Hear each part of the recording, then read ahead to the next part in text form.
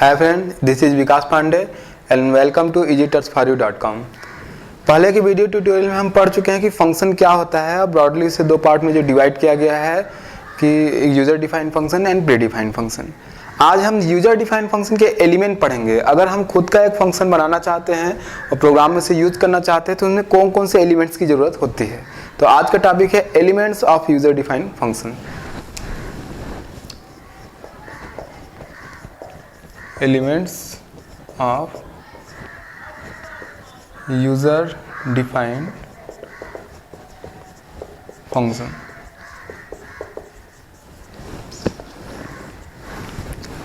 जब हम किसी प्रकार कोई एक फंक्शन बनाना चाहते हैं तो उसमें उस फंक्शन को यूज करने के लिए, उसे बनाने के लिए उसके तीन एलिमेंट्स इस्टेब्लिश करना जरूरी होते हैं। वो तीन एलिमेंट्स इस प्रकार हैं। पहला है फंक्शन डिक्लेरेशन,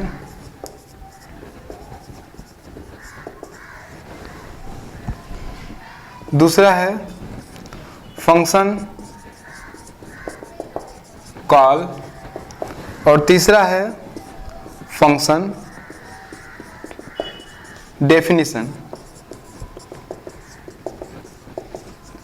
इस तरीके से अगर हम खुद का एक यूजर डिफाइंड फंक्शन बनाना चाहते हैं तो हमें ये तीन एलिमेंट्स उसके एस्टेब्लिश करने होंगे: function declaration, function call and function definition. अगर एक लाइन में इन्हें समझे तो फंक्शन डिक्लेरेशन जिस तरीके से वेरिएबल को यूज करने से पहले उसे डिक्लेयर करना जरूरी होता है, उसी तरीके से कि यूजर डिफाइंड फंक्शन को जब हम यूज करते हैं तो उसके लिए सबसे पहले उसे डिक्लेयर किया जाता है। फंक्शन कॉल, जहां प्रोग्राम में इन्हें यूज करना होता है वहां फंक्शन कॉल करते हैं, फिर फंक्शन को यूज किया जाता है। फंक्शन डेफिनेशन, यहाँ पर फंक्शन का वो एक्चुअल कोड लिखा होता है कि फंक्शन वर्क कैसे करेगा जब उसे कॉल किया जाएगा। तो सबसे पहले आज स्टार्ट करते हैं हम फंक्शन डिक्लेरेशन से।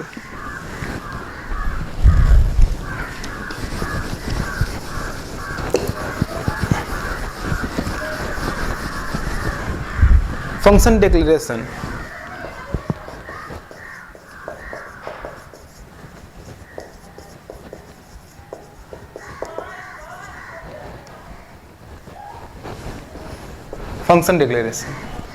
फंक्शन डिक्लेरेशन जिस तरीके से वेरिएबल को यूज करने से पहले डिक्लेयर किया जाता है, उसी तरीके से किसी यूजर डिफाइंड फंक्शन को अगर हमें यूज करना है तो पहले उसे डिक्लेयर किया जाता है। फंक्शन डिक्लेरेशन में निम्नलिखित चार पार्ट होते हैं। ये चार पार्ट से मिलकर बना होता है। सबसे पहला होता है फंक्शन टाइप। फंक्शन टाइप को ही हम रिटर्न टाइप भी कहते हैं।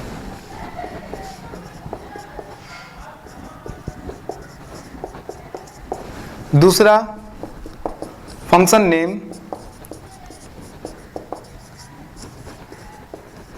तीसरा पैरामीटर लिस्ट,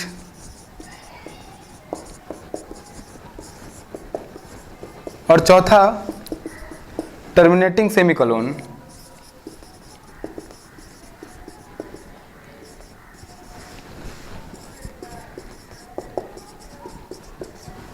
इस तरीके से आप देख सकते हैं कि अगर हमको एक फंक्शन डिक्लेयर करना है तो फंक्शन डिक्लेरेशन इन चार पार्ट से मिलकर बना होता है। सबसे पहला फंक्शन टाइप, रिटर्न टाइप, दूसरा फंक्शन नेम, तीसरा पैरामीटर लिस्ट और चौथा टर्मिनेटिंग सेमीकोलन।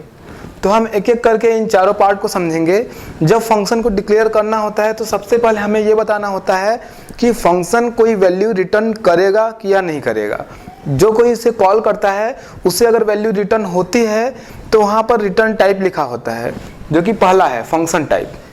जैसे एक फंक्शन इंटीजर वैल्यू रिटर्न कर सकता है, फ्लोट कर सकता है, डबल कर सकता है, किसी भी प्रकार की वैल्यू रिटर्न कर सकता है, लेकिन केवल एक ही रिटर्न कर सकता है वो। तो ये हुआ फंक्शन का टाइप।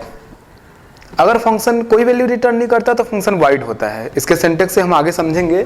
फंक्शन का नाम, जब हम कोई फंक्शन खुद क्रिएट करने वाले हैं, जैसे अगर मैं एक फंक्शन क्रिएट कर रहा हूं जो कि दिए गए दो नंबर्स को ऐड करेगा तो उसका नाम मैं रखूंगा ऐड। इसी तरीके से फंक्शन के टास्क के हिसाब से आप अपने फंक्शन का खुद एक नाम दे सकते हैं जिस नाम से दोबारा उसे प्रोग्राम में कहीं भी कॉल किया जा सके, कोड को रीयूज किया जा सके। यह फंक्शन का नाम। पैरामीटर लिस्ट, एक फंक्शन कितने आर्गुमेंट्स, पैरामीटर लिस्ट को आर्गुमेंट्स भी बोला जाता है,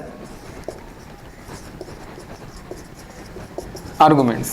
अधिकतर बोलचाल की भाषा में या आगे के वीडियो ट्यूटोरियल में हम पैरामीटर लिस्ट को आर्गुमेंट्स ही कहेंगे, क्योंकि आर्गुमेंट्स ही जनरली यूज किया जाता है। तो पैरामीटर लिस्ट मीन्स होता है उसको कितने इनपुट सप्लाई किए जाएंगे, कितने इनपुट उसको दिए जाएंगे। सपोज अगर एडिशन का प्रोग्राम है जिसमें 2 नंबर ऐड किया जाता है, तो मैं अगर उससे 2 नंबर देता हूँ तो वो उसका पैरामीटर है। इन नंबर के टाइप्स हो सकते हैं कि इंटीजर हो सकता है, फ्लोट हो सकता है। तो कुल मिलाकर पैरामीटर लिस्ट मीन्स उस फंक्शन को दिए जाने वाले इनपुट्स हैं। ये है पैरामीटर लिस्ट। ये फॉर्मल आर्गुमेंट्स है जहां पर वैल्यूज कॉपी होती है। आगे बढ़ते हैं, टर्मिनेटिंग सेमीकोलन।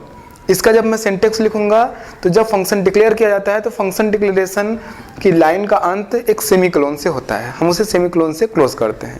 तो एक सिंटेक्स इसका लिखते हैं किस तरीके से फंक्शन डिक्लेयर किया जाएगा।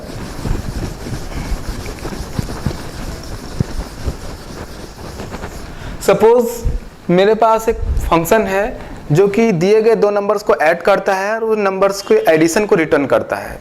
तो इसके लिए पहले सिंटेक्स लिखते हैं हम। किसी भी फंक्शन को डिक्लेयर करने के लिए उन 4 पार्ट्स को निम्नलिखित सिंटेक्स के हिसाब से यूज किया जाता है।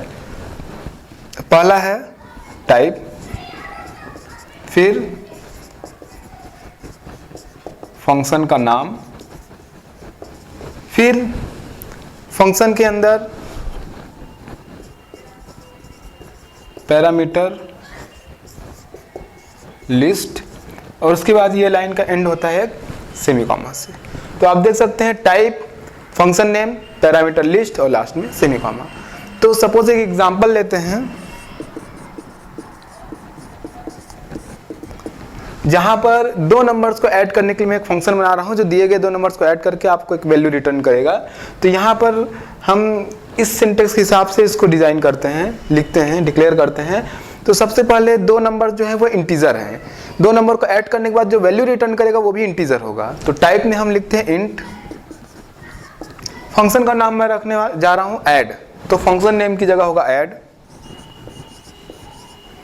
क्योंकि यहां पर देखिए पैरामीटर लिस्ट मतलब होता है दिए जाने वाले इनपुट्स की संख्या है, दिए जाने वाले इनपुट्स जो कि एक कॉमा के द्वारा सेपरेट किए जाते हैं। यहाँ पर 2 वैल्यू इनपुट के रूप में ली जा रही है, वो दोनों इंटीजर हैं। तो मैं यहाँ लिखूंगा इंट कॉमा इंट, लास्ट में सेमीकॉमा। तो आप देख सकते हैं यहाँ पर हमारा फंक्शन एडिशन है, ऐड है, जो यूजर से 2 इंटीजर टाइप की वैल्यू लेगा और दोनों को ऐड करके एक वैल्यू रिटर्न करेगा जो कि खुद इंटीजर होगा। अब अलग अलग बुक्स में अलग अलग जगह पर इसी फंक्शन को बहुत कई प्रकार से डिक्लेयर किया जा सकता है। तो मैं उन सारे डिक्लेरेशन को एक साथ लिखता हूं। तो यहाँ पर देखिए जैसे इंट, ऐड, इंट लिखा गया है। डिक्लेरेशन में आप चाहें तो उस डेटा टाइप के साथ आप वेरिएबल का नाम भी लिख सकते हैं। सपोज इस डिक्लेरेशन को हम ऐसा भी लिख सकते हैं, इंट ऐड इंट ए कॉमा इंट बी। जैसा कि आप देख सकते हैं यहाँ इंटीजर के साथ ए और बी वेरिएबल का नाम भी लिखा गया है। और अगर आप चाहें तो अगर एक कोई फंक्शन इंटीजर वैल्यू रिटर्न कर रहा है तो आप वहाँ रिटर्न स्टेटमेंट यूज कर सकते हैं और इंट जो सामने रिटर्न टाइप लिखा गया है उसे हटा भी सकते हैं, मतलब वो ऑप्शनल हो जाएगा वहाँ पर। तो आप इसे ऐड इंट कॉमा इंट भी लिख सकते हैं। तो यहाँ पर समझने वाली बात यह है कि यहाँ पर जो वेरिएबल का नाम ए और बी है ये ऑप्शनल है।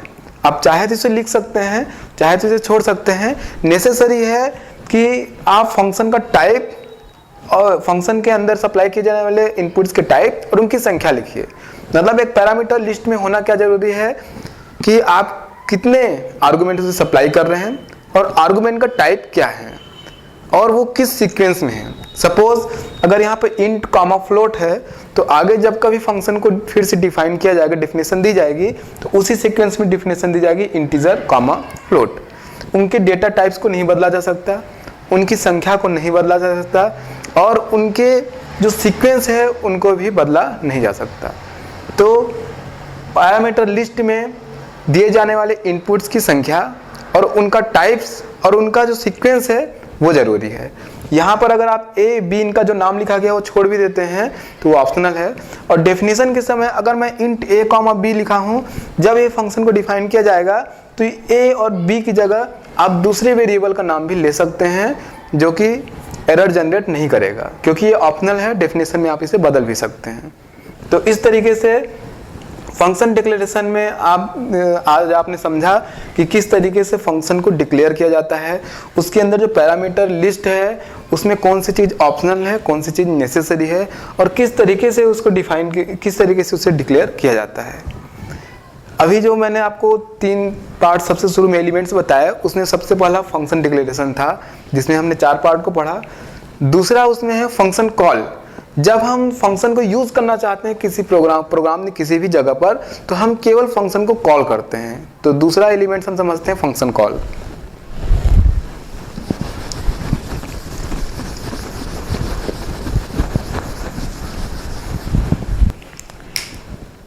एक बार फंक्शन को डिक्लेयर करने के बाद जब कभी हमें इसे प्रोग्राम में यूज करना होता है तो फंक्शन के नेम के साथ और एक्चुअल आर्गुमेंट के साथ हम फंक्शन को कॉल करते हैं। तो फंक्शन को कॉल करने के लिए हम केवल फंक्शन का नाम और उसको सप्लाई किए जाने वाले आर्गुमेंट, एक्चुअल आर्गुमेंट की ज़रूरत होती है। तो इसके लिए हम सिंटेक्स जो कि हम पहले एग्जांपल ले चुके हैं एडिशन का, उस एग्जांपल से एक सिंपल कोड लिख के मैं आपको समझाता हूं कि फंक्शन कॉल किस तरीके से किसी प्रोग्राम या किसी और फंक्शन में यूज किया जा सकता है। सपोज हमने एक एग्जांपल लिया था इंट ऐड इंट ए कॉमा इंट बी का। अगर मेन प्रोग्राम में से यूज करना हो यानी कॉल करना हो तो इसके लिए एक सिंपल कोड होगा। मेन सबसे पहले चूंकि ये फंक्शन 2 नंबर को ऐड करने के लिए करके एक वैल्यू रिटर्न करता है, इसके लिए हमें प्रोग्राम में एक इंटीजर वेरिएबल बनाना होगा इंट वाई, मैं यहाँ पे क्रिएट कर रहा हूँ। उसके बाद इस फंक्शन को हम कॉल करते हैं y इज इक्वल ऐड, यहाँ पर इसको एक्चुअल आर्गुमेंट सप्लाई किया जा रहा है 10, 20। फिर y को हम प्रिंट कराते हैं printf %d, y। इस प्रोग्राम में जैसा कि आप देख सकते हैं कि ऐड फंक्शन को कॉल किया गया है। ये जो लाइन है ये फंक्शन कॉल की लाइन है,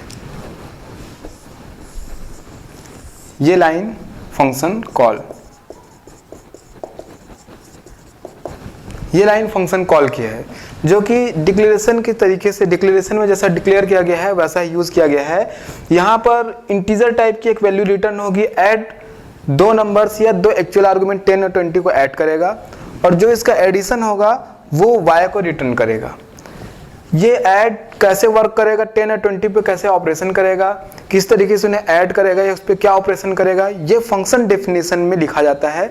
जो किसी फंक्शन का एक्चुअल कोड होता है उसके फंक्शन डेफिनेशन में होता है, जो कि तय करता है कि वो फंक्शन दिए गए एक्चुअल आर्गुमेंट पे किस तरीके से ऑपरेशन करेगा और कैसे परफॉर्म करेगा, कैसे वैल्यू रिटर्न करेगा। अभी हमने आज की वीडियो ट्यूटोरियल में केवल फंक्शन डिक्लेरेशन और फंक्शन कॉल के बारे में पढ़ा। यहाँ पर 10 और 20 जो कि सप्लाई किए गए हैं वो एक्चुअल आर्गुमेंट है। जब फंक्शन डेफिनेशन में ये आर्गुमेंट फॉर्मल आर्गुमेंट पे जाके कॉपी होते हैं और फंक्शन डेफिनेशन में लिखा गया कोड इन आर्गुमेंट को यूज करके ऑपरेशन करके वैल्यू रिटर्न करता है या फिर उन पे ऑपरेशन करके रिजल्ट जनरेट करता है। तो आज के इस वीडियो ट्यूटोरियल में हम फंक्शन डिक्लेरेशन और फंक्शन कॉल को समझ पाए हैं।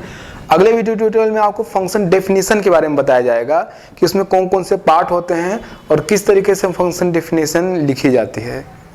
अदर वीडियो ट्यूटोरियल के लिए हमारी वेबसाइट EasyTouch4U पर लॉगिन कर सकते हैं। तब तक के लिए बाय।